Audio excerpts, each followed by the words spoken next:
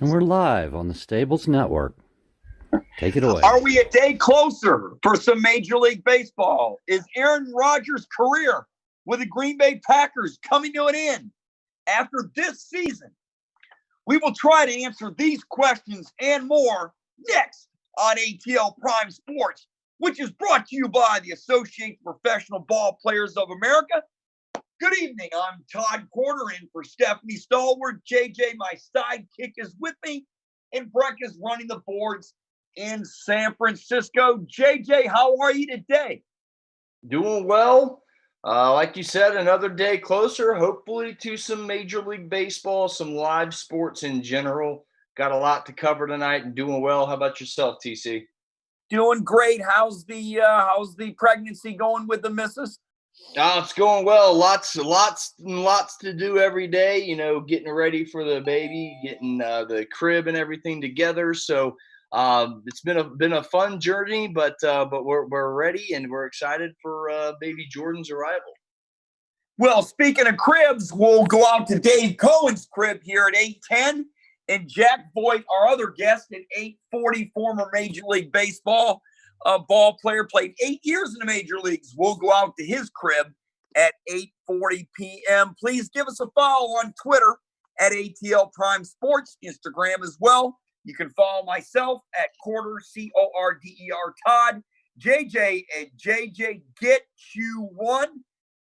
You can also get Stephanie at ATL Traffic Lady. You can get Mark Mancini at Mancini Sports, and us here at the Stables Network. Remember, call us up, 678-280-7123, 678-280-7123. We'll try to get to all your calls this evening, and we've got a fantastic show. JJ, my friend, take it away with the headlines. Yeah, first headline, it's got to be, unfortunately, another casualty of COVID-19. The 2020 Baseball Hall of Fame ceremony has been pushed back to 2021. My thoughts on that? It's a shame. It's a heck of a class. Larry Walker, shortstop Derek Jeter, almost unanimous. Ted Simmons, the late Marvin Miller would have been enshrined this year, but they're going to have to wait till next July to have their moment in Cooperstown. It's a great class, but it's the right thing to do. They were expecting a record crowd there, like 70,000 people they were expecting. It's the first time since 1960 there hasn't been a ceremony. TC, your thoughts? It's a long time, 1960, and I'll tell you what, most of those 70,000 fans, you know what cap they'll be wearing? As George Costanza would say, the New York Yankees. So that's what the caps will be looking like, and Derek Jeter he'll like we said, it'll be a huge crowd, but he'll have to wait till next year, and it's the right decision, obviously, because of everybody's safety. What's next? Hawks say no to reopening their facilities, now pushed back to May 8th. Thoughts? Hey, the NBA was in line to open up its facilities for the players itself, starting with the Hawks, mainly because the stay-at-home orders had been loosened by the governor, Brian Kemp. So they were planning on kind of unveiling the opening of the facilities with the Atlanta Hawks. But Atlanta was not on that train. They declined to open, so the facilities will be pushed back again to May 8th, which is probably a smart move amid the pandemic status. Not everybody was as open to opening everything up as Brian Kemp, and I think with great reason. So a little bit of a pushback, but hey, kind of a smart move. What do you say, TC? Well, you see a lot of businesses in town are hesitating. The local gym around the corner from me, they're not going to open until potentially mid-May. As you hear the thunder in the background, we've got quite a few thunderstorms rolling in the metro Atlanta area tonight. So also, a lot of businesses are doing it. Restaurants are slowly opening. There's a lot of hesitation out there, and I'm sure the Atlanta Hawks are part of the hesitation. Yeah, it's not a big deal. Like I said, I don't think it would really folks, if you're wondering, oh, well, maybe that'll push the season back even farther. Nah, I don't think it would have mattered. They're just wanting to reopen the facilities so players can go shoot around that don't have access to gyms. That was basically it. Next up on the docket, former Buccaneers quarterback Jameis Winston signs a 1-year deal with New Orleans. TC, I'll go to you first. Well, and I will talk about this. Obviously, I think he's going to be the third string quarterback. It's a good idea. He's going to learn a lot, definitely. I mean, anytime that you get a chance to sit and watch Drew Brees, you're going to be able to pick up a lot, especially on the 30 interceptions he threw last year. I think Taysom Hill will be the backup quarterback. Jameis has got a lot of talent. He threw for over 5,000 yards, but the 30 picks trumps everything to me, and get an opportunity for him to learn and potentially become a starter in the NFL next year. Yeah, the deal's worth 1 year, $1.1 million in base value, other incentives as well. He had a signing bonus in there. I think he can the most he can make, maxing it out, is around $3.5 to $4 million. It's going to be great for him. He went on one of these programs. Can't remember which one it was, but he was talking about learning like it's a Harvard of quarterback school with Drew Brees, the quarterback coach, Sean Payton. You mentioned Taysom Hill there. Look what Teddy Bridgewater did. Starter in Minnesota, gets hurt, revitalizes his career in 5 games with the New Orleans Saints, gets a record contract for himself, that is, a record high contract with the Carolina Panthers. You may see a very similar situation. Jameis Winston is a number 1 overall pick, has all the talent in the world, threw for 5,000 yards. As I mentioned, not many quarterbacks have done that. So it's very tough to do. The talent is there. He got the LASIK surgery. Hopefully he can see the receivers better. Hopefully a year under his belt with Drew Brees and Taysom Hill and Sean Payton, maybe he can grasp this thing and become a starting quarterback in the NFL. I think this is a good signing for the Saints. And it kind of shows me, we've talked about this a little bit, that may be a topic for a different day, but maybe the Saints aren't sold on Taysom Hill as a quarterback for an entire season, but maybe just as a package quarterback. Well, they gave him the 2-year contract, and it was worth big money, 21 mil plus. So I think they are sold on him at quarterback. And Jameis Winston, I mentioned the 30 picks. His last pass as a Buck against the Falcons, end of the season, it was a pick 6. So Jameis is, to me, got a long way to go before he gets back on the field. You can't throw that in. You can't throw interceptions like that. It negates everything else you do. 3 top basketball recruits have passed up on their college basketball careers. Went straight on to the NBA G League Pathway League. My thoughts on this? Is this bad for college basketball? 3 of the ESPN top basketball recruits, they're skipping college. They're going straight to this G League. It's a pathway system. The 3 players so far are shooting guard Jalen Green, point guard Daishen Nix, and forward Isaiah Todd. So those are the 3 players that have decided to forego college, go to the 1-year G League, get that NBA type experience. Some of them are saying, that's what Nix was saying earlier, get that NBA type experience and get paid to do so. You'll be able to do endorsements. You'll be able to do whatever you want to do to make money. I think this is a big problem. Nix is the most recent. He decommitted from UCLA. Good for the players, bad for college basketball. This will be maybe a debate topic later on, but I think this is the beginning of the end of a lot of these one and dones. I think you'll see college basketball kind of go to more traditional 3-4 year players, but a lot less talent in college basketball. TC, what are your thoughts? My first thought is just let these guys go to the NBA out of high school if they want to do like Kobe Bryant did. Of course, most players don't make the NBA out of high school, but for a select few, that definitely would work. Number 2, it may hurt college basketball. Number 3, it may help college basketball because that means you can build what is called a TEAM. That's what John Beilein did at the University of Michigan. He took the Wolverines to the finals twice in his tenure there, and he did it with 3-star basketball players who some of them went on to become very good players in the NBA. That's called coaching. Maybe you're going to see a lot of these schools do that. Duke used to be the king of that, but they used to get the 4 and 5 star players. They used to stay and then go on. Does Mike Krzyzewski change? Think about that. Does he change? Does he go that route? You can try to pick up the 5-star player for a year. Great. But you can build the rest of the team. So I don't think it's bad for college basketball, and you might end up having better teams because these players will play longer together.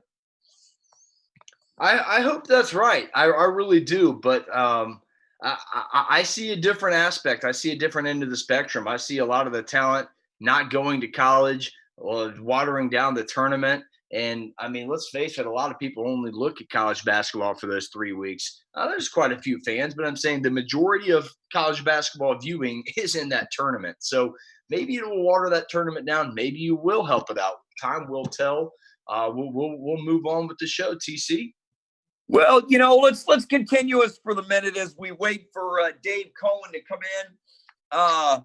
Dave is the voice of the Georgia State Panthers and football, basketball, and baseball. Let's just talk about this for a minute because you mentioned the NCAA tournament where most fans don't tune in. Look at it this way: from the college basketball standpoint, maybe the one and dones are turning fans off. Maybe this is what they want to see. They want to see a team instead of just some star coming in and at Kentucky or North Carolina or whatever. Tom Izzo seems to do really well at Michigan State. He doesn't get the 5-star players neither. And everybody loves to watch the Spartans play because they play the game the right way with defense and rebounding and fundamentals. Maybe the fundamentals in college basketball will become better. These are just things that we'll have to see. JJ, we're going to go ahead and go to our desk. We're going to go ahead and go to our guest, Dave Cohen, the voice of the Georgia State Panthers, football, basketball, and baseball. And Dave, welcome to the show with JJ and myself. Hello, Dave. Oh, is Dave in yet there? I'm Dave? right here. Hey, Dave, how are you? Sorry about that. We might have had some technical issues there. Hey, Dave, welcome to the program. How you been? I'm good. Since I talked to you last week, I'm doing well. Good. Before we get into the Sun Belt and all, I was going to ask you, were you surprised your Patriots did not draft a quarterback?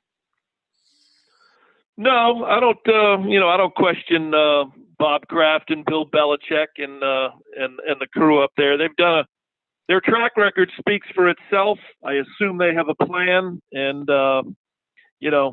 like I've said before, with regards to New England and the city of Boston, for the most part, at least in the last 15 to 20 years, you have ownership of the franchises up there, and I'm speaking mainly of the main four: Patriots, Red Sox, Bruins, Celtics.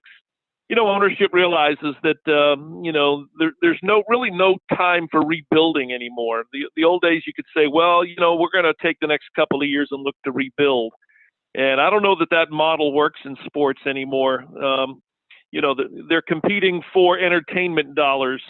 And I think the days of basically cashing it in and looking to a season or two down the line, I don't know how much that works anymore. I know some teams still subscribe to that modus operandi, but up there you've got ownership, and I think you don't have to look any further than Bob Kraft in New England since he's taken over that franchise. It's one of the more, if not the most successful franchise in the National Football League. So I think as a Patriots fan, and again, I was born up there, grew up there, been a Patriots fan. I'm not a Johnny-come-lately. So, I like the Falcons, but, you kind of stick with the teams that you grew up with. I'm talking going back to the years of Jim Plunkett when he came out of Stanford, and Steve Grogan and Tony Eason and those guys back in the day. But I trust the process that New England is, that I'm sure that they're putting together up there. Dave, good to hear from you. Let's talk about the Sun Belt players that were selected in last week's NFL draft and the undrafted free agents that were signed out of the same conference. Yeah, 7 total. I know I touched on it just very briefly when you guys did your pre-draft show last week, but it turned out that 7 of them ended up getting drafted. There were 1 or 2 that I was kind of surprised maybe didn't. The receiver from Arkansas State, Omar Bayless, he ended up signing as a free agent, but I think the Tennessee Titans definitely got a good one, and Darrington Evans, the running back from Appalachian State, really one of the top backs, just shy of 1,500 yards, 18 rushing touchdowns out of 24 scores this year for him. And, they're going to team him up with, was it Derrick Henry, the Alabama kid? And so, if Evans comes in and can play at the level and higher that he played at in college, I mean, that's going to give Tennessee, I think, a really good 1-2 punch. I think Robert Hunt, who I did mention on the show last week, the offensive lineman from Louisiana Lafayette, he was the highest drafted Sun Belt player, 2nd round, 39th pick to the Miami Dolphins. So, he'll be trying to protect whoever the quarterback is down there, whether it's Tua or whoever was able to get out and win that job. But this year it was dominated by Louisiana Lafayette, and really when you look at it, 7 players encompassing 3 schools. Appalachian State, Louisiana Lafayette, Georgia Southern had a couple of kids taken. Kendall Vildor, a DB out of Georgia Southern, went to the Chicago Bears. And Tyler Bass, the place kicker, ended up going to the Buffalo Bills. And then there were 18 undrafted free agents that ended up signing. 2 from Georgia State, the offensive lineman Hunter Atkinson, who went to West Hall High School and is from Hall County in Gainesville area. He goes to the Atlanta Falcons, and so he'll be able to practically ride his bike to the Falcons practice facility up there at Flowery Branch. And then I did an interview today for our Panther Insider podcast, for those of your listeners that are into podcasts, but our place kicker, punter, and guy that handles all the kickoffs, Brandon Wright, ends up signing as a free agent with the Jacksonville Jaguars. So happy for the 2 of those guys. And hopefully they'll find that they've got a future at the next level. For Brandon Wright, he's following in the footsteps of Will Lutz, who, of course, is with the New Orleans Saints and is one of the top kickers in the National Football League. So fingers crossed that those 2 can stick. Absolutely. Sun Belt strong. It is. There's no doubt about it. Dave, tell me more about the left tackle, Hunter Atkinson, who was, the undrafted free agent from Georgia State. You mentioned West Hall High School. You mentioned him riding the bike out to Flowery Branch. Does he have a chance to make the team or the practice squad? And B, tell us more about Hunter. He really must be excited since he's a local kid. You've had the chance to broadcast a number of his games. What's his strengths? Yeah. What are his weaknesses? Things he needs to work on at the next level? Well, I think all guys coming in from college, especially, guys that have played at the group of 5 level, know that it goes back to that same thing that I think I've said before. I know we've talked about it on our radio broadcast. One of the big challenges when you're coming from a group of 5 or a mid-major level, as opposed to maybe a group of 5 where you're dealing with a lot of 4- and 5-star recruits, week in and week out. And of course, I'm talking not just football, but, basketball and some of the other sports as well. But when you make that jump, unless you're a really, really special athlete that is at a group of 5 for one reason or another, size, speed, and skill. For Hunter, he's got to be at least 6'5", 6'6". I'm sure that, he's right in and around the upper 290s to the low 300s. I'm not sure what he is right this moment since we haven't played football in a while since the Arizona Bowl. I'm sure he's lost a little bit, but definitely he was the anchor of the offensive line. He transferred into Georgia State from the University of Georgia, although he never played while he was at Georgia. The plan was to, but for whatever reason, he ended up coming back to Atlanta and playing for us. And again, he was kind of the glue guy along our offensive line simply because he was the senior. We got 4 of the 5 along the offensive line that will return this coming season. So Hunter was kind of the glue guy. He was the experienced guy, the guy that took the young guys under his wing and and kind of showed them the ropes, really molded that into a really, really nice offensive line unit for Georgia State. Really, when I look back at the 10 seasons that we've played, maybe the 2015 team, would rank right there. But the offensive line that we had this year in a 7-win and what could have been an 8 or a 9-win season, basically from an offensive standpoint with a guy like Dan Ellington and the running backs that we had behind him, they really did an outstanding job, and that all started with Hunter. But again, he's not going to be lining up against, Louisiana Monroe or Louisiana Lafayette or even Georgia Southern or even Appalachian State. I mean, the size, the speed, and the skill, learning that footwork, learning, how to use your arms, how to use your hands. I don't want to say it's back to the drawing board, but it's a different game when you get to the next level.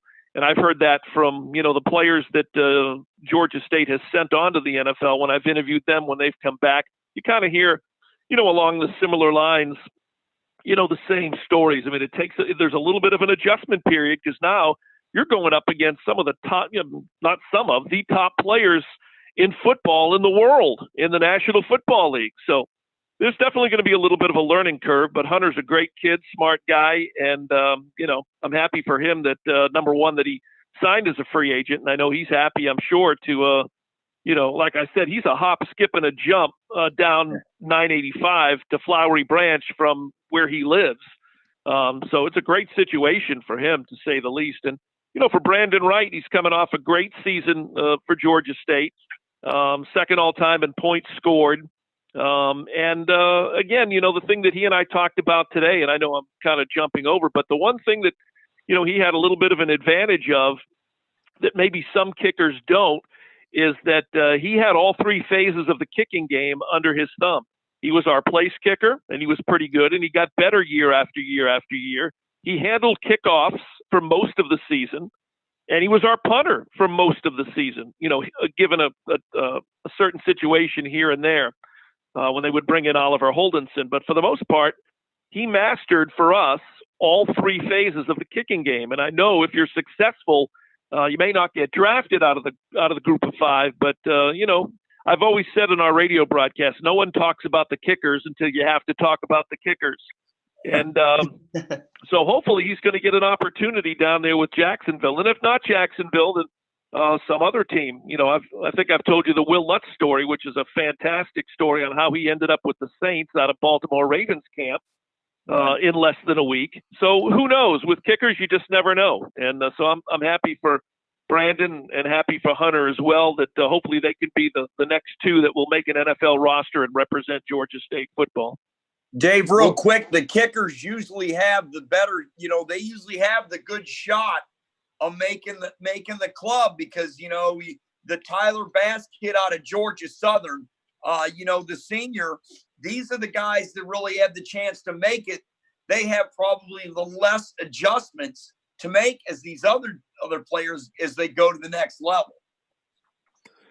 Yeah, like Brandon and I talked about today when we were doing the podcast. I mean, as much of it is a skill. And look, it looks easy when you and I watch on TV or we watch from the stands, or in my case, listen on the radio when they say, okay, lining up, it's going to be a 38-yard field goal. We just assume that they just go up there and automatically, they're going to kick it. They don't really, those of us that are not on the field don't really realize how much of a skill it is. And, the chemistry that takes place between the holder, the long snapper, guys along the offensive line, and of course the kicker himself. So there's a lot more to it. And again, I'm sure there's going to be a little bit of an adjustment, going from playing on the Sun Belt size stage, as Will Lutz was telling me, to walking out to the Superdome. I think his first game was either a Monday night or a Thursday night game for the Saints. And Sean Payton sent him out there to kick, I think it was a 55 or a 56-yard field goal. I think he did kick a field goal in that game, but he missed the 50-plus yarder by about 2 yards. And I think it was wide to the left, he told me. So definitely, getting used to that environment. I mean, it's different walking out at Georgia State Stadium, as great a facility as it is, to playing your first game and trotting out late in the game at the Superdome in New Orleans on a Thursday or a Monday night. and you've got 70+ thousand people in the facility. That's a little bit different than kicking at Georgia State or, even going down to Statesboro as a visiting team and kicking at Paulson Stadium. It's just different. It takes a little bit of getting used to. So those are just some of the adjustments that, that they're going to have to make.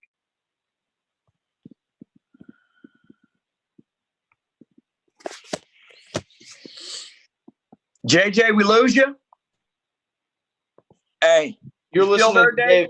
Sorry about that, guys. I'm still here. My mic went a little in and out. Dave, I was saying you're listening to Dave Cohen here on ATL Prime Sports, voice of the Georgia State Panthers. Dave, what are your thoughts on the NCAA proposal that would allow players to do endorsement deals and make money off their name, image, and likeness today? I'm trying to remember in the years that I've done college football at Georgia State and at Furman, the number of players that would even at that level, and I'm talking the Sun Belt, Southern Conference, any of your group of 5 schools, that would even have an opportunity to make any sort of significant money. I know a couple of years that I was up in Greenville with Furman, we had Ingle Martin as quarterback, and he was fantastic. He had transferred in from Florida, originally a Nashville kid, and helped lead Furman to the national championship game. But I think he won 21 games in the 2 seasons following his transfer to Furman. And I remember us talking about it, how many number 15 Furman jerseys we would see at the stadium on a given Saturday. And again, we're talking about Paladin Stadium. So there may have been 10, 12, 14,000 people there, depending upon who we were playing that weekend. If it was Furman, Georgia Southern, there'd be a huge crowd. If it was Furman in Western Carolina, well, it might be 8,000. I don't know. But anyway, the point of it is that, here they are, selling the number 15 jersey, the Furman jersey. It did not say Martin on the back, but everybody knew that it was Ingle Martin. So I always wondered, well, if he was to get a cut of those jerseys, what would that be in Furman level money? I don't know how many players at the group of 5 would benefit significantly and are big enough stars, that they would warrant the opportunity to make any sort of money. Maybe in some of the smaller markets. I don't know. I mean, really, let's ask ourselves, as good of a quarterback as Dan Ellington has been since his arrival at Georgia State, is Dan Ellington, or was he ever in a position to use his likeness, as a benefit financially? I don't know. I don't think so. And he was really the face of the Georgia State football team. Would Hunter Atkinson or Brandon Wright, would their likeness have made them any sort of significant money in their 3 and 4 years at Georgia State? I don't think so. I think a lot of what they're talking about with this NIL or NLI is you're really talking about players, that are playing at the highest level. A Joe Burrow at LSU, Justin Fields maybe at Ohio State. You're talking quarterbacks, running backs, Tua at Alabama, and maybe a few other. Julio Jones during his time at Alabama probably could have, utilized his likeness and benefited financially. Think back, let's go back to 1980. I think a couple of perfect examples, who were 2 of the greatest running backs that we saw in the Southeastern Conference, Herschel Walker, Bo Jackson. There are 2 guys who, if they're playing in the modern day game today, under the current rules, being who they are, I think they could have benefited financially. But I really think it's just going to be the cream of the crop that will have the opportunity to do that. And in what way they'll be able to do that, I don't know. Yeah. Are they going to endorse a car dealership? Hi, I'm Joe Burrow. Come, I drive a Jeep, whatever. Come by and see me on Saturday and test drive a Jeep at blah, blah, blah, blah, blah. I don't know, but it would seem to me it's going to be the cream of the crop guys that'll have that opportunity, if at all. I would Dave, tend to agree. thanks so much. I was going to say, Dave, thanks so much for calling this evening. We got to run. Thanks for being our guest as always, and we'll talk to you sometime down the line. Sounds good. I appreciate it. Anytime. Just let me know. All right. That's Dave Cohen, the voice of the Georgia State Panthers for basketball, football, and baseball.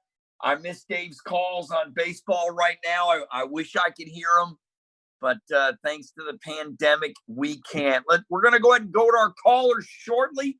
We're going to go through these next 2 topics real quick, and then we'll have former Major League player Jack Voigt to join the show. And then We will take your calls at 678-280-7123. Please be patient with us. JJ, the virtual NFL draft is now over. Thank goodness. How did the Atlanta Falcons do? And give a grade for the draft, man. Wow. I tend to lean towards the Falcons management. I think ESPN, Mel Kiper, I think they over-exaggerated. I think the players they drafted fit nicely in this scheme, TC. I really do. You look at first-round cornerback A.J. Terrell. Was it 2019 first-team All-ACC selection? ACC selection had 20 pass breakups at Clemson. Sure, he got torched in the national championship game. We all know that. But who didn't get torched? I saw J.R. Reed. I saw the entire Georgia Bulldogs cornerback, defensive backfield get torched as well. Everybody did. He had one bad game. You take that game off, and he still had some good film in that as well. You take that game away, unbelievable player. 4.42 speed, 6 interceptions, returned one to the house against Tua Tagovailoa in the national title game, 20 pass breakups at Clemson. This guy's a real good player. So the criticism of drafting A.J. Terrell is, to me, over the top. The guy's never even set foot in the NFL yet. How can you criticize a guy that hasn't played yet? And hey, JJ, can I say something real quick? Prime example, look at Kristaps Porzingis. He got booed, and he's now one of the better players in the NBA. So overall, I think they did very well. Second round, they filled multiple needs. Marlon Davidson, third round, Matt Hennessy. 2 picks in the fourth round with Mykal Walker and Jalen Hawkins, and then they got a punter, Hosfrichter out of Syracuse, who averaged over 43 yards a punt. So I'd give it a B. Well, let's go back to A.J. Terrell. This kid never allowed a pass in coverage over 50 yards his NCAA career. So you didn't beat him deep. To me, that's a tremendous stat. He's an excellent tackler. You got to remember where the Falcons drafted. It was 16. Yes, everybody wanted them to go D-line, but at that point, you lost Trufant. You got to get a starter, and at the cornerback position along with Isaiah Oliver. So, it'll be a great pick if Terrell can start. It'll be a good pick if he can play a lot this season. We'll have to see. But Terrell, to me, where they were at 16 was the key is how they got Terrell, because they tried to move up, as it's been well documented, and they couldn't. They tried to get. We saw the reports. We saw reports as high as trying to find a suitor with Washington and try and get Chase Young. They were trying. They were indeed trying to get that defensive end that would make a difference on the pass rush. But and we mentioned earlier, Takk McKinley, they didn't give him his 5th-year option. So this will be the last year for Takk McKinley. So maybe it is a little more surprising, but you're right.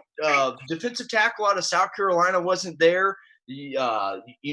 Davidson had a second round grade. So why would you take them there when you think you could get him in the second round, which ended up working out perfectly? Get the cornerback that you feel like fits your scheme. He's fast. And hey, you know what? Again, everybody's looking at that last game. I think that's an overreaction because everybody got a little torched by Joe Burrow in the 60 touchdown passes he threw last season. So I do think this is a good pick. I think you're right, TC. This is the highlight of the draft, in my opinion. A lot of people are criticizing it, not me. I'm I'm praising, and I never doubt a kid until he is shown on tape that he cannot play in the NFL. So there's no reason in booing a kid or taking away from a GM's pick at this point. Honestly, my favorite pick was probably the kid out of Auburn, Marlon Davidson. I would say, honestly, their best pick was the Hennessy kid. I was going to say, I agree with you.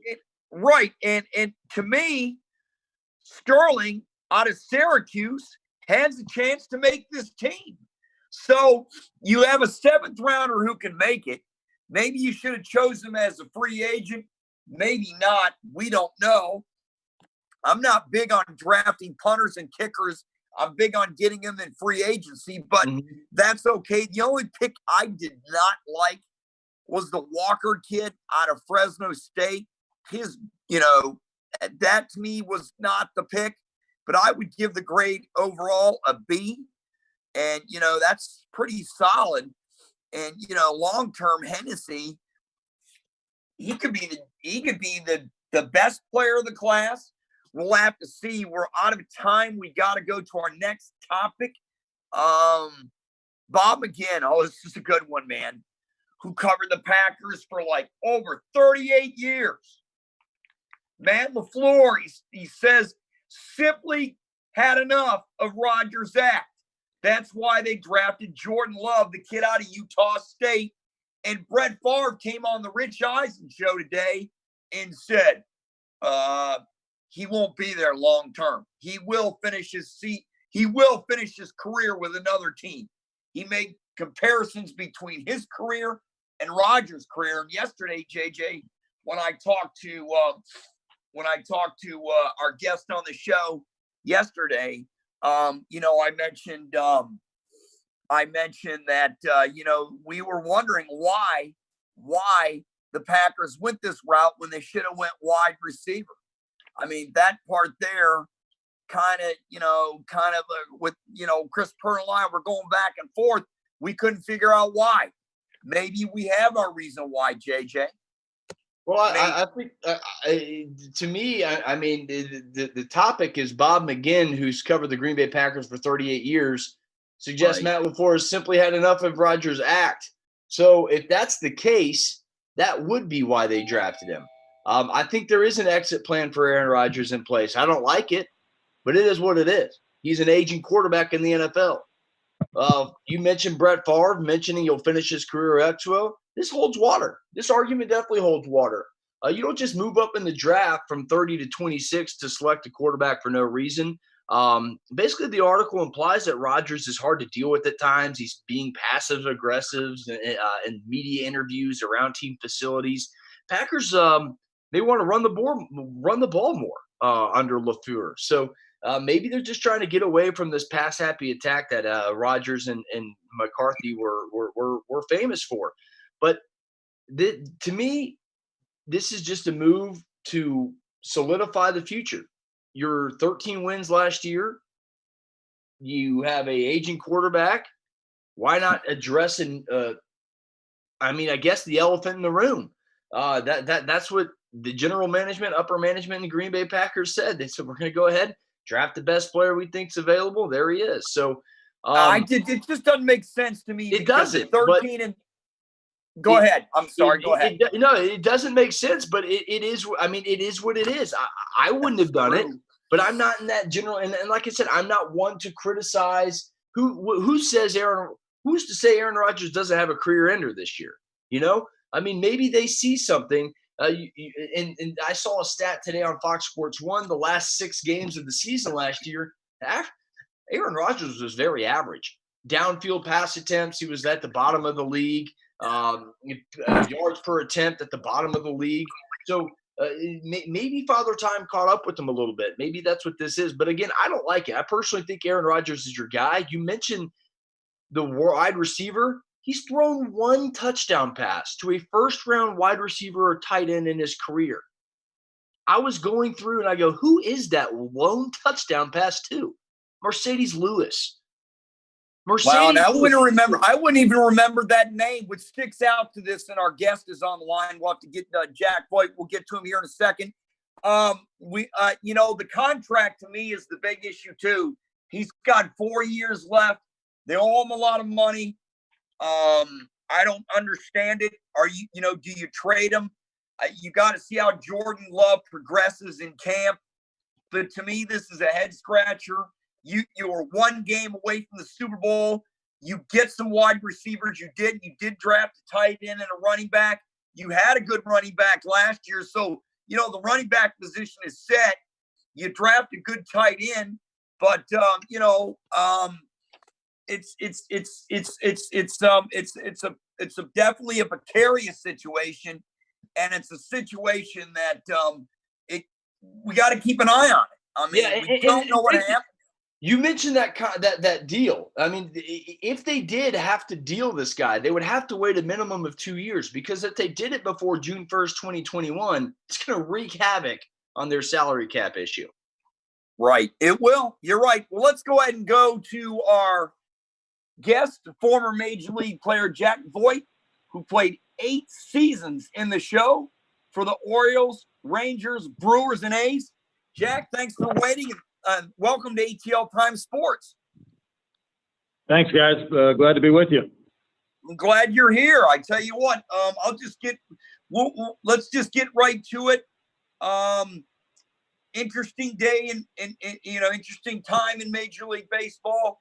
They're discussing a plan to start the season in late June, playing in home stadiums without fans.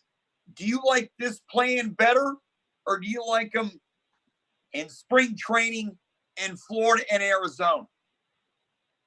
Well, I think for the game in general, which is really about the fans and everything else, it's going to be better to play in your home ballparks. And obviously, they want to be health conscious. They have to make sure the public is safe, and with all the distancing issues and the different, hot zones or hot spots, however you want to quantify it around the country, they're going to have to really make sure that those things are taken care of. But, baseball is for the fans, and to not have your fans cheering for your team and basically having teams playing, as you said, in spring training sites, where obviously a lot of the fans who would travel for spring training probably aren't going to travel during the summer as much as they normally would in the spring. I think it's going to be better if they're able to work out a way safely, obviously, to do it in their home stadiums. Even without fans, it would be better for the players. They can actually go home instead of going back to the hotel. Exactly, and I think that's part of the reason is that you're going to be able to, and I haven't seen the news that broke today as far as being able to read it too much. We've been more worried about what Governor DeSantis in Florida was going to be doing, trying to reopen our state down here. So, but every ball player feels more comfortable in their home ballpark, and for families and things like that, I think it's going to be easier. And to tell you the truth, a lot of the bigger name players, they have some of their own homes in those home cities anyway. So I think as long as they understand what they're going to be doing, hopefully fans will be back soon and safe, and then we can all move on from there. But it's definitely going to be a different year, no question about that. You're listening to former Major League Baseball player Jack Voigt right here on ATL Prime Sports. Jack, JJ here. It's nice to meet you. I want to get your opinion on the difference from the game when you played to what you see nowadays. The biggest difference in your opinion? Well, obviously, from a pitching standpoint, I'm going to come right out and say that the bullpens are a lot deeper now. There's a lot more specialized roles. You don't have starters going typically 7-8 innings anymore. I was on my way back today listening to another satellite network show, and they were actually talking about the Roger Clemens 20 strikeout game on April 29th. Was that probably 24, 25 years ago now? Unbelievable. And they, here's a guy, he gets 20 strikeouts, and he threw almost 100, and I think they said 130, 140, 150 pitches. And if somebody did that nowadays, you'd have a manager and a pitching coach and probably even a general manager up in the owner's office right after that ball game. Yep. You just don't see that anymore this year. And it's because of the specializing of the bullpen with your middle guys, and then your setup guys, and your specialty guys, and then you get into your closer. So that's definitely a little bit different. The starters probably aren't going to face a lineup 3 or 4 times as they used to. Offensively, I think the game has changed a little bit. Well, not a little bit. It's changed a lot from the approaches the approaches I see nowadays are from, and not all the hitters. I'm not going to classify everybody, because the good hitters are going to be good hitters for me. You guys are up there in Atlanta, and you've seen some pretty good ones there with Chipper Jones over the years. You've seen them with Freddie Freeman recently. Brian McCann for all those years and things like that. Those guys had plans. I mean, they just didn't go up there like I think a lot of players do nowadays and say, all right, here comes whatever pitch, and I'm swinging as hard as I can to hit it as far as I can. Oh, foul ball. Okay, I missed it. 2 pitches later, they're at 2 strikes, and they're taking the same swings with 2 strikes that they did at 0-0. Now, I'm not saying that you're not gonna let it go when you're ahead in the count as a hitter's count. 0-0, 1-0, 2-0, 3-1.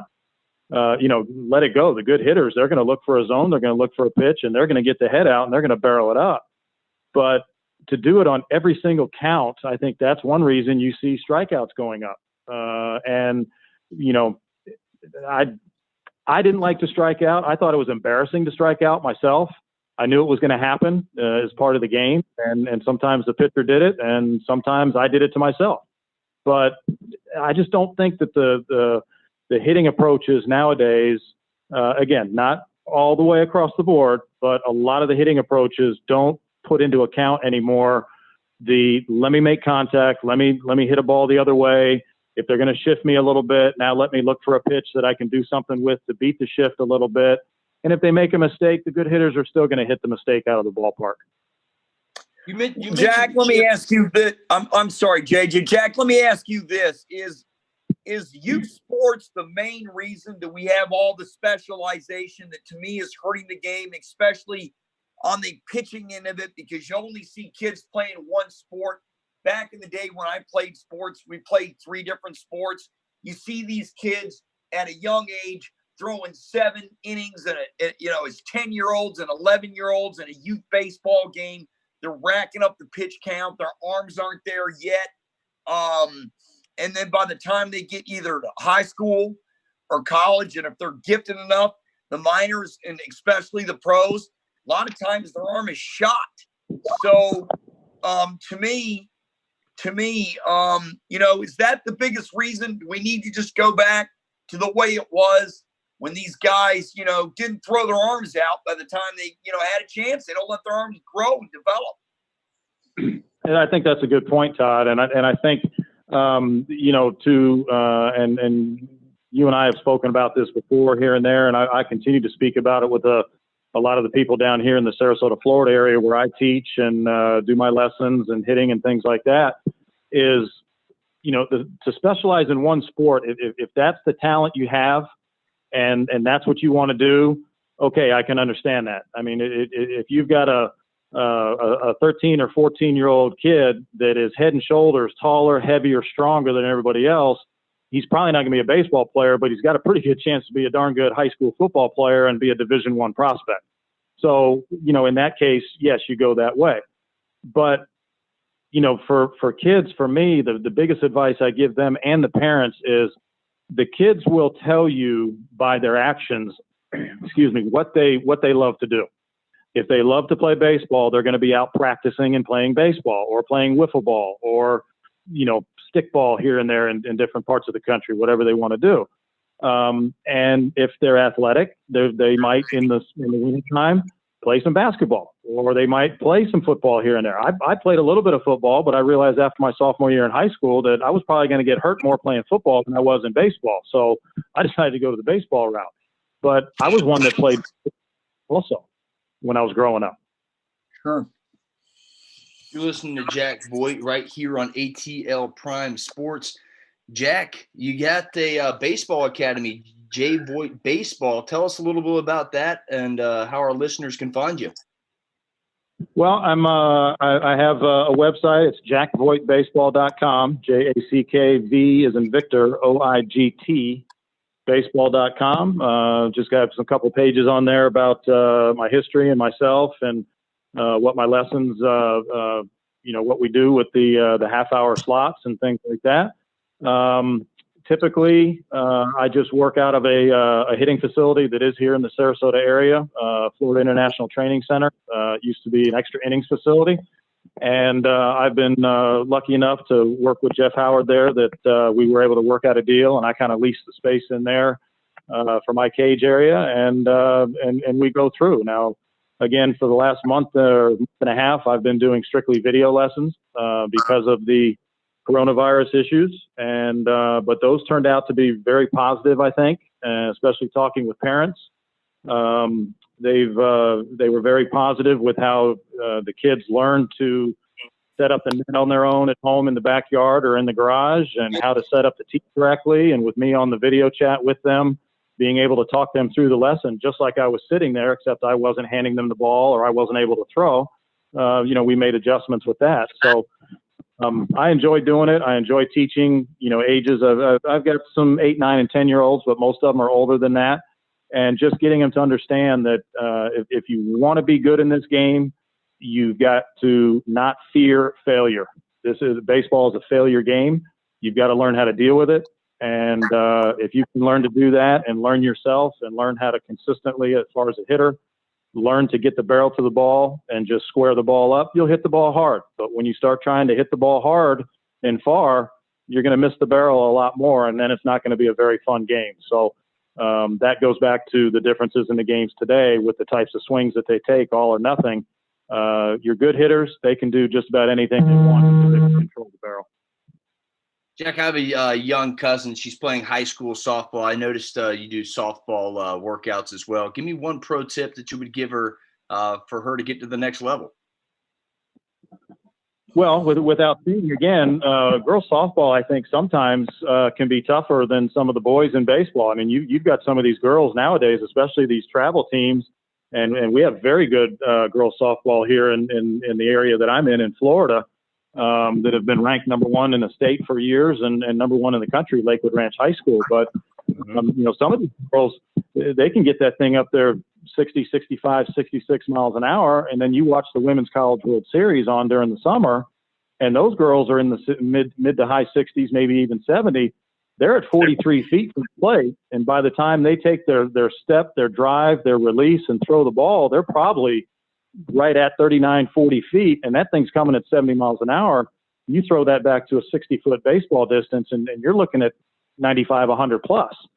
And those girls can make that ball move a lot more because it's a bigger surface on that softball. They can actually make the ball rise, where in baseball it's not going to rise. But, it's difficult. So they've got to learn how to do it. But again, learn to control the bat, learn to barrel the ball, and challenge yourself to do the best that you can by learning what you fail at, get better at that, and then move to the next step. So that's the biggest advice I give to them. If I get a chance to see them in person, obviously we look at certain things and then we build from there, but there's a process and a progression that goes with it. And I joke with a lot of people. It's not anything private or anything. Sometimes the girls have a lot better swings than the boys because the girls will listen. The girls actually listen to suggestions, and they will practice without thinking that they know everything already when they're only 13 or 14 years old. Jack, speaking of stepping up, you stepped to the big leagues and you went to a place called Camden Yards, which opened up it looks like here, according to the information, I know Camden opened up in 92, and that's when you started your career with the Orioles. So you opened up your career with Baltimore, and Camden Yards was the first season at Camden Yards. Is that the one thing you miss the most about playing baseball, is playing in a facility like Camden Yards? And if not, tell me what is.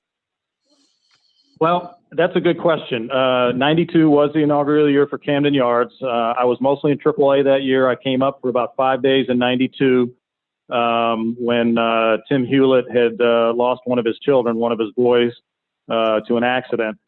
And so my actual true rookie year was 93 in Camden Yards. But, anytime you can play in a ballpark that's going to sell out every night, that was, at the time, brand new, state of the art, everything going on around there.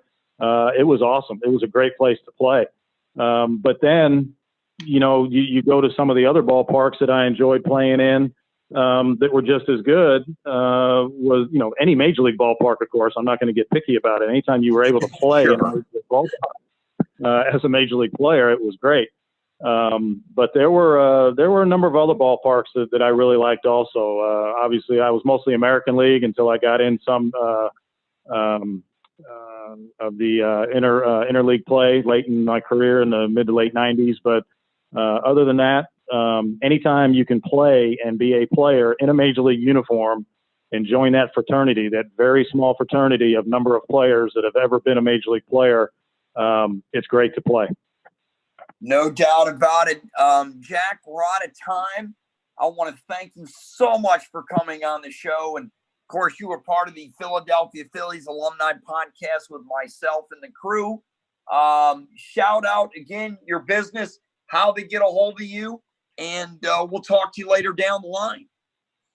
Yeah, I appreciate it, guys. It's jackvoigtbaseball.com, and I do have a Twitter account. I don't do too much on there, but it is at Jack Voigt Baseball. And, we like to have fun down here with the kids. I like to pass on the things that were given to me from veteran players, because I was told by Cal Ripken a long time ago that the information that was being shared with me was expected to be shared back to the players after me. And I just want to keep this going and try and teach people that it's a great game. And if you learn to play it the right way and do the things the right way and play hard, you can be a pretty good player, and you can even be a major leaguer, because I didn't have a lot of talent, but I was able to get there because of that hard work. Well, thanks so much for coming on the show. Best of luck to you and your business, and we'll talk to you down the line. Thanks, Jack. Great. Thanks. Everybody stay safe. You too, sir. That was Jack Voigt, former Major League Baseball player. Played the show for 8 years. Orioles, Rangers, Brewers, and the A's here on ATL Prime Sports. We're going to go ahead and go to our callers at 678-280-7123. 678-280-7123. Let's go ahead and go to Terry in Atlanta. Terry, welcome to ATL Prime Sports. Yeah, good evening. I'm going to go back to the NCAA deal with the one and dones and the G leagues and all that.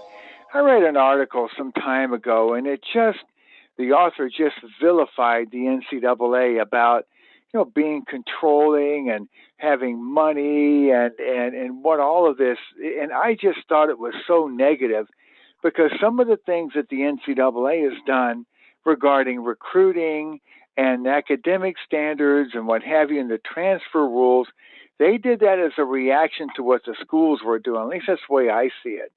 And I also think that the NCAA, in a lot of ways, is a conduit for a redistribution of a lot of the money that gets taken in for basketball, especially the basketball tournament, and some to help support the non-revenue sports. I just don't know where the NCAA would be. I mean, the colleges themselves would be without the NCAA to help, to distribute the money at least a little bit to where it is. I just don't see why the NCAA is such been vilified in this area. The one and dones, I think, are disinteresting to the fans. I really do. And I'm not saying that that's in all cases, but for the most part, fans don't want to see that.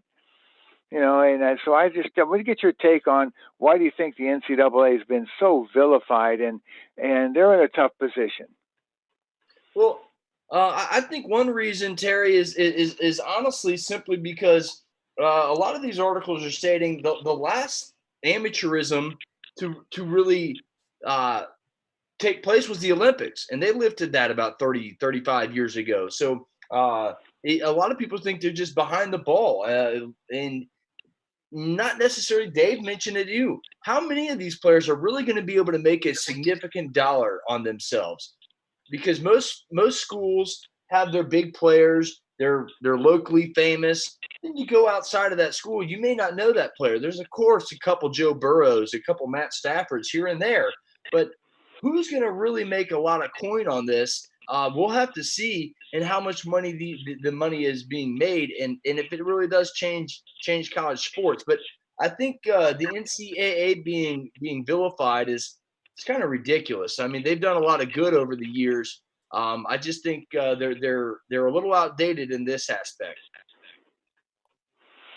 Well, that's interesting, and we'll see what happens. But for me, the one and dones, and I think the NCAA too. I remember them going way back and even into the 70s and 80s, reacting to academic standards and trying to. That's one thing I think they've done for sports is improve the academic standards of the athletes. I'm tell you right now, it's better than it was used to years ago.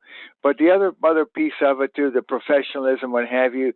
I don't know if they're going to change that or not. Just the nature of the sport, the television revenue, and all that. But yeah, for my 2 cents worth, the one and dones.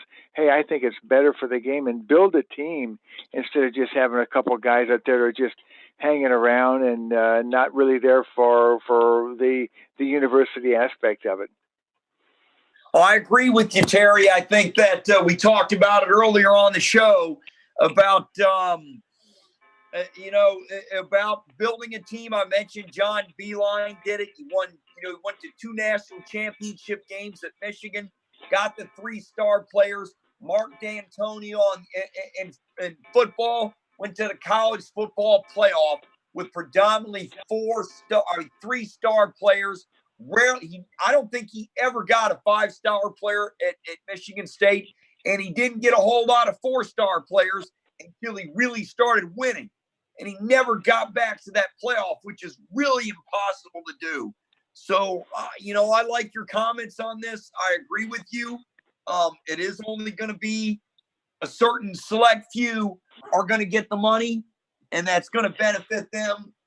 And I don't blame them because the NCAA, we've all documented that for a while that the players should get paid for the likeness, even though I'm old school like you. I think that scholarship they get every year, and now they get their meals. And if they gave them some pocket money, to me, that would be good enough. But that's all past my time. So to go along with the times, what do you got to get along? You got to go along. So, that's where I'm at with it. Any more questions? No, that's it. I just want to get your take on the NCAA because I feel like they're just, as a whole, it's just not that bad of an organization. It's not that negative. Remember, NCAA have a whole lot of schools to govern. Division 1, 2, and 3, and they have a whole lot of rules and a lot of different universities and colleges to deal with. So I just think that their aspect, the way they handle things, seems to be. It just seems to provide some uniformity as far as recruiting and what have you. And I think the results overall have been positive over the last many years as far as evening the playing field as far as recruiting and that sort of thing. Well, yeah, like you said, I think the biggest decision the NCAA has coming up, honestly, is whether to let these student athletes, play football or whatever sport they're going to play this fall. That'll be the biggest decision they ever make, and hopefully it'll be an easy decision, and times will be much better. Terry, thanks so much for calling in. You're welcome. And we'll talk to you next week, sir. That's Terry from Atlanta on ATL Prime Sports. Give us a call, 678-280-7123. We've got Wayne in Memphis. Wayne, you're on the line with JJ and myself. What's up? Yeah, I wanted to talk a little bit about the draft. I was surprised Memphis had 3 players that went, 1 in the 3rd round, 2 in the 7th round. But the Antonio Gibson, I expected him to go a little bit later than he did, and it made Memphis look good. 3rd round, right? Or 2nd? Right. 3rd round. Yeah, 3rd round, and then the other 2 went in the 7th round. And then the Falcons picked up a Memphis undrafted free agent, Scotty Dill. Memphis, did you see that? Yeah, I'm trying to think. He was a receiver. Right tackle. Right tackle. Okay. Yeah, lots of Memphis players making their names in the pros. Sometimes these undrafted free agents are some of the better players. They got chips on their shoulder, and when they come in, they're hungry. They're not drafted. They don't have that safety net. They got to earn their dollar. So maybe Scotty Dill can make a name for himself as an Atlanta Falcon. We'd love to see that. Wayne, what else you got for us tonight? In connection with that, I know that the NCAA football playoffs are thinking about expanding to more teams in the playoffs. And I would really like to see some I don't want to call it a rivalry, but something between the Sun Belt Conference and the American Athletic Conference that would mirror some of the, rivalry like between Big Ten and Big 12, Big East and ACC, or, if you want to say anybody's a rival of the SEC, it's themselves. But if there were to be some kind of thing where, those two conferences, the Sun Belt and the American Conference, could work together to create something that would be, people would be interested in watching on TV, it might actually help out both of those conferences into getting in one of those spots in the playoffs. Yeah, that wouldn't be that's not a bad idea. Maybe the NCAA should give you a call, Wayne. Yeah, well, I'll go down to the Memphis AD's office and, let the secretary tell me that she's got my name and number, and I'll walk away. Hey, I'll tell you what, the NCAA can go anywhere, anytime. I know that movie, what's that movie, The Blind Side, where they interviewed Michael Orr there, and that was interviewed in downtown Memphis, so they can get to you anywhere, any place, anytime, and, hey, that's the way it is. Any other thoughts, Wayne? The only other thing would be with the and this is kind of a little bit off topic, but whoever is doing y'all's visual stuff for the Periscope, when like this show and the other two shows, they're doing a really, really fantastic job of how they set that up visually and broadcast it. And I've been really enjoying watching it and listening to it on the Periscope there. So whoever's doing that really deserves a big shout out. Breck, thank you. No, really. Thank you, Breck. Appreciate that very much. Breck out there in San Francisco running this show. I'm not running it. JJ's not running it. Breck is running it. So, well, it's a really fantastic shout out to him. Yeah, it's a fantastic job, and I just wanted to let somebody know that it's set up very nicely. Sometimes with Periscope, it's either you're looking at a person's face or it's just a blank screen with a little picture in the middle, but they've done a really good job of how they lay it out in the four quarters. And, when each person's talking, the little section's highlighted. So it's very professionally done. Well, thank you. Wayne, thanks so much this evening. You take care. We'll talk to you sometime down the road. All right. That's Wayne from Memphis on ATL Prime Sports, 678-280-7123. We've got a new caller here, Jay from Atlanta. Jay, welcome to ATL Prime Sports. What? Hello, is this Lou or is this Lou? Lou? Hey guys, thanks for having me. This is Jay. Okay, from Atlanta. I thought I heard another voice. I'm hearing things. There's probably ghosts in my house. Anyway, let's since we're all home doing every show now, thanks to the coronavirus pandemic. Jay, what's up? Guys, I have a few thoughts about different things that are going on, different sports, and I'll make it pretty quick. One, I'm somewhat familiar with high school sports, like I know you guys are in the area, and it's incredibly heartbreaking. And these seniors that don't get to play their spring athletics, and it's really a shame. Nothing we can do about it, but really feel for those kids. Second thought is, Todd, you being from the state up north, me being from the great state of Ohio. I was hoping you noticed that the top three picks were all productive players at The Ohio State University, including the number one pick who threw 2 touchdowns in his freshman year. Most people don't realize that he was recruited by the Buckeyes. And I don't know if anybody's paying attention, but the Buckeyes have a top 5 class for next year and the number one class going away for 2021 with 3 5-star recruits. No other team has more than 1. Wondering if you've been paying attention to that. And then third thing I'd love to get your guys' thoughts on is, I don't know if you've seen the latest, the PGA Tour schedule that came out or paid much attention to it yet. I don't think we really know what the crowds are going to be like out there, or if anybody's actually going to be able to go to any tournaments. But I'm really intrigued by what the Masters is going to look like in November versus April. Yeah, that's going to be interesting. Go ahead, JJ. Talk to him about the golf.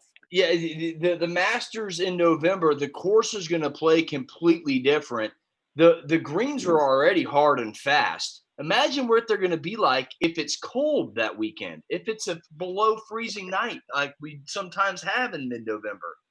This is going to be very interesting to see how that golf course plays. You mentioned the recruiting too, Jay. You are darn right about The Ohio State University. Ryan Day is head and foot and shoulders above everybody else right now. University of Tennessee is doing pretty good things right now amidst the coronavirus as well. They got a couple five-star recently. But you're right. Ohio State's blazing the trail right now in the recruiting field. Kirby Smart, haven't seen too much, haven't heard too much on the 2021 class, but I know we finished out 2020 real strong. But you're right about the Buckeyes. Top 3 in the draft. At least played for him once. Joe Burrow, you're right. Was a sophomore year behind Haskins and Braxton Miller and all the other great talent up there. So very well said about Joe Burrow and the recruiting that the Buckeyes are doing. Ryan Day is doing one heck of a job. Okay, Jay, you're gonna like this. You're gonna like this an awful lot. I'm gonna eat some crow. So I have some crow on my desk here. I'll be eating it as I talk. This is the difference between Michigan and Ohio State. Here it is. This year's draft, the Buckeyes, the first 2 days of the draft, 7 out of their 10 players were taken. Michigan, they're getting talent, but not elite talent, just below it. Or if you do consider 8 out of 10 players on the last day of the draft, elite talent, or just below, I would say that's been the difference of the programs. That's 1. 2, last good quarterback Michigan's had is Jake Rudock. It really is. And he's the grad transfer from Iowa. It was Jim Harbaugh's first year there. He started out really slow, really played well down the stretch, played terrific in the bowl game against Florida, got drafted, made the Lions Club. And there hasn't been a quarterback since for Michigan that's even come close. Spate got hurt. I think that set his career back big time. But, Michigan really, to me, has not had a quarterback at all.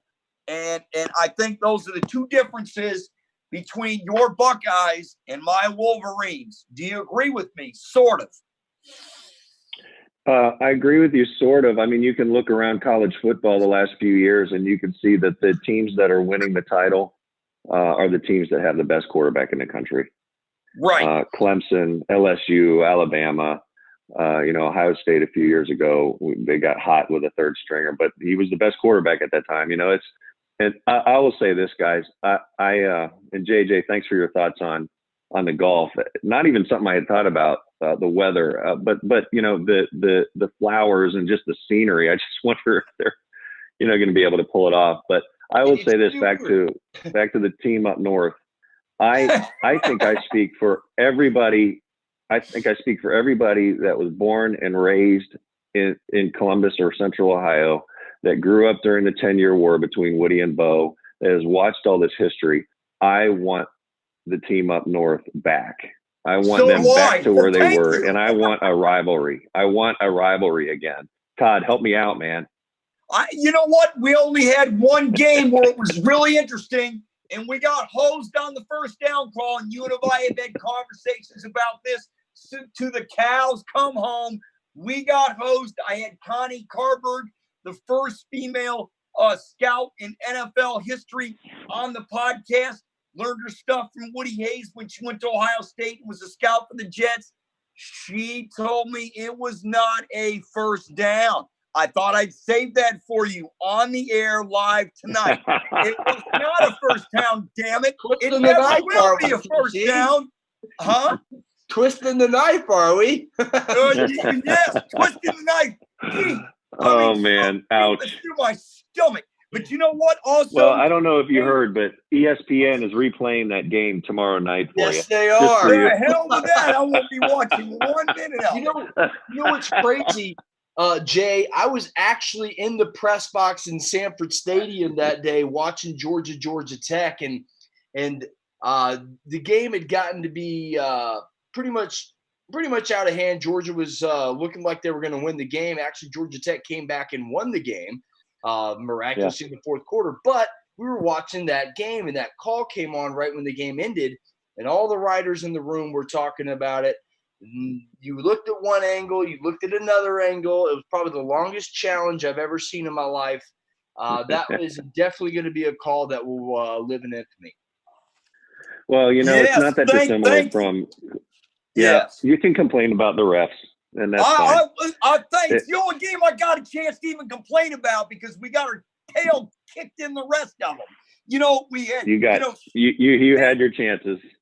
Right. In that Patterson kid, he didn't even get picked up as an unrestricted free agent. And the kid at Michigan State did this year. That's all you need to know. Jay, thanks so much, my friend, for calling in and calling anytime. And you guys have a great show. You too, and you take care of yourself, and I'll talk to you down the line. Thanks for taking my call, guys. Lou coming up next here from New Jersey on ATL Prime Sports. Lou, thanks so much for waiting. We'll take your calls at 78280-7123. Lou, welcome to the show. Thanks. Sorry for the wait, Lou. We had a busy show. What you got for us this evening? Well, I gotta go back to your first topic.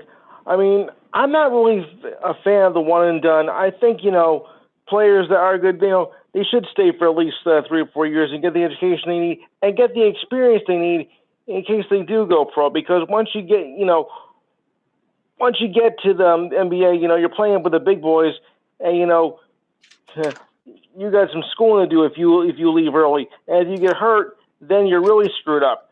Because what are you going to do? Go back when you're injured? It's not really going to happen. That was another topic that I watched a lot of shows today. That one analyst was saying, why doesn't the NCAA help themselves out, allow guys to hire an agent, go check themselves out? If they don't get drafted, why don't they allow them to come back? Whether it's any sport. If they don't get drafted or if they don't get drafted where they want to get drafted, why don't they let them come back? What's wrong with that? I'm not in the room to say that, but no, there's definitely some things that are going to have to be talked about in the near future. This new proposal is very interesting to me. I think it would be cool, but I don't know how many. I mean, I'm sure you would have seen Joe Burrow in a couple commercials this year. Maybe a couple other players, maybe Jonathan Taylor. But other than that, I mean, there's not many national level players. Trevor Lawrence would probably be one, Justin Fields, but just a couple handfuls. What about Chase? Chase Young, yeah, absolutely. He would fall in that category. Absolutely. Oh, no doubt about it. I'm surprised Jay didn't bring him up. I was like, don't bring him up. Don't bring him up. Okay, good. I struck a nerve. I struck a nerve again. He is dominant, Lou. That is man, he may be one of the best defensive players I've seen in college football history. That guy wreaked havoc on college football. You're right. He probably would have fetched a pretty penny. What else you got for us? Yeah. And I got to sympathize with the other ones, your other callers, on how it's a shame that the college seniors don't get a chance to play this spring season. And I agree. It's really sad. I mean, but remember, this was, out of everybody's control, and it's a shame that had to happen. I'm just glad that my nephew was only a sophomore, and he's going to get at least 2 years, and he's in high school. But still, at least he's going to get maybe a chance to play his. I'm in the same boat. I asked Jack, our guest, earlier about my cousin Jessica. She's a sophomore as well. Luckily, she has 2 more seasons as well, Lou. So. We're both in the same boat. I get to see my young cousin play. You'll get to see your nephew play a couple more seasons. So we're very lucky, and I'm thankful for that because that is just terrible. One thing that I thought has been real cool out of this is ESPN has been doing the senior night for quite some time where they're kind of honoring high school seniors. I think they've stopped doing that, but recently, but they were doing it for several weeks, and it was just really cool to see random high school seniors spotlighted on or college seniors spotlighted on SportsCenter. That was really cool. Yeah, it's just a shame when this season.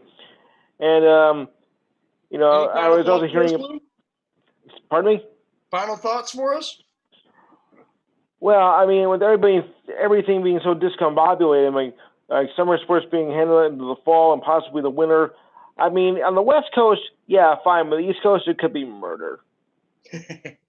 Well, Lou, shout out your show real quick. We're pushing up against the end of this thing. Right. Thanks for calling in.